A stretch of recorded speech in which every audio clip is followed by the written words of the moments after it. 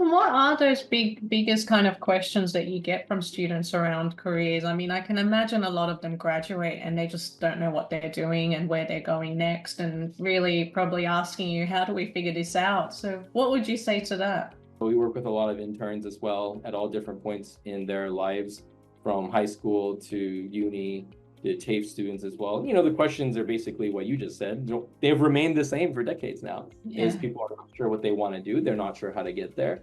I think that is the result of a couple things. The school system isn't necessarily optimized to do career education and also, or like not in the sense of exploration so much as a core part of instruction.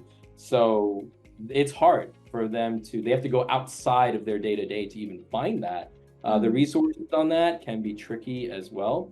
So not only are you making something ancillary to what your day-to-day classroom experience is, the resources themselves aren't really as plentiful or as precise as we would like.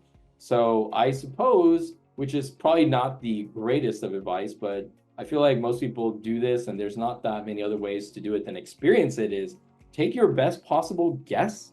I mean, that there's nothing quite like learning something about it unless you do it. So I think you do as much research and interviews or whatever as you can, but at the end of the day, you're not going to know what that industry is like unless you actually do it.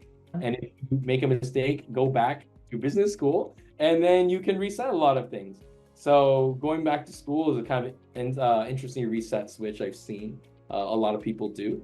And so if your first guess isn't quite the right industry or role or something, there are ways to fix it. It does become harder as time progresses, but I still think at the end of the day, it's going to be your best possible guess.